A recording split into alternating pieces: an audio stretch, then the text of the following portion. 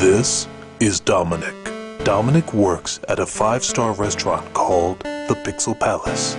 There, some of video games' most popular characters come in to have a drink.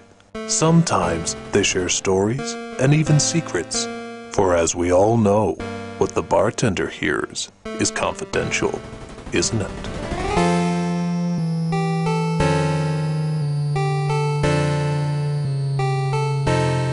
So I'm sitting there tending bar when in walks an old friend of mine, Bonk. Now Bonk is a little fella, and needless to say we did have to stack a few stools on top of each other for him to reach the bar, but he got there okay. And I looked at him and he looked kinda sad, and I said, "Hey Bonk, what's wrong?" And he says, "Well, just trouble at home, you know." And I said, "Well, anyone in particular?" And he said, "Yeah, my wife.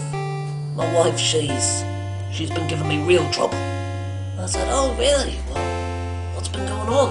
And he said, "Well, she's just been bonking everybody." And I said, "Excuse me?" And he said, "She's just been bonking everybody." And I said, "Oh, well, that is a problem. How many people has she been bonking?" And he says, "Oh, it's just too many to count. I mean, it's basically people she doesn't like." And I said, "Really? She's bonking people she doesn't like?" And he said, "Yeah."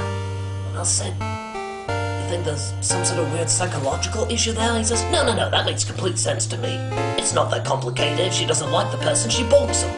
And I said, "Well, sounds complicated to me, but whatever, not my affair." So I said, this bonking around, this disturbs you?" And he said, "Not at first, but she just been bonking too many people. I mean, it's gotta be giving her a headache after a while."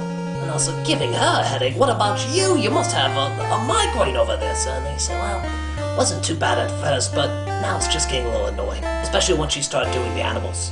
I said, "She started bonking animals?" And he said, "Oh yeah, dinosaurs mostly. We mostly live around dinosaurs." I said, "So your wife's been bonking people and dinosaurs?" And he said, "Yeah." And I said, "Little dinosaurs or big ones?" "Oh, no, real big ones. It's impressive how many big dinosaurs she can bonk. I mean, it's just unbelievable." And I said, "Oh no, I can barely get my head around it myself." You mean like T-Rexes and stuff like that?" And he says, "Oh yeah, she'll bonk the lot." And I asked, "Doesn't that hurt her?" And he said, "Well, the harder ones, yeah, but the really soft ones, the ones that have much softer skin, that's not as big a problem." I said, "Yeah, but yikes." So I said, have you thought about going to couples counseling?" And he said, "I could, but, you know, when you get down to it, I've bonked just as many people." And I said, "Really?" And he said, "Yeah." And I said, "Dinosaurs too?" And he says, "Oh yeah, giant ones, great big ones. You have no idea how hard it is to get up there." And I said, "Oh, I can imagine. So you're both bonking people and dinosaurs at the same time?" And he says, "Yeah, at first I didn't have a problem with it, but I think it's just getting out of hand." He looks at me and says, "And I don't want to blow my own horn, but I give great head." And I said, "Okay, stop it! I slam them like nobody's business. I mean, I slam them hard.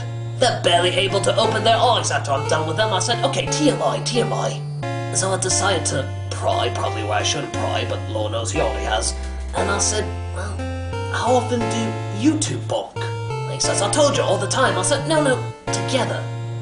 He says, "What? You mean the two of us bonk each other?" I said, "Yeah." And he says, "Well, never. Are we supposed to?" And I said, "Well, that is one of the perks of being in a relationship. I mean, what's the point of bonking other people if you're not going to bonk each other?" And he says, "Well, I'll give that a thought. But Lord knows I don't want her bonking other people when it's not needed." And I said, You've bonked other people when it's needed?" And he says, "Yeah, only when it's needed. Thou shalt not bonk unless needed. I think that's the 11th commandment. If I feel somebody is not worth a bonk, I will not bonk them." And I said, "Well, that's very kind of you, I guess." He said, "I could bonk you real good." I said, Okay, don't go there. Alright, just don't." He says, "I can give you a head like nobody's business." I said, "Okay, do not go there. Okay, you do not want to cross this line." He said, Okay, but needless to say, you would be out like a light." I said, Thanks, I believe you." So I just flat out asked, I said, "Well, have you thought about talking to her?" And he says, "Well, I can't now." I said, "Why not?" He says, "She's given herself a concussion. She's in the hospital right now."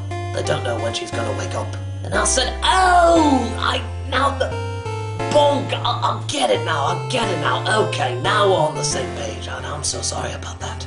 He said it was really hard seeing her in the bed, just sleeping, unable to communicate. Said she practically looked like an angel, absolutely beautiful. I said, well, Mr. Bonk, I'm so sorry to hear all that. And he says, well, needless to say, when she wakes up, I am probably going to divorce her. And I said, divorce her, why?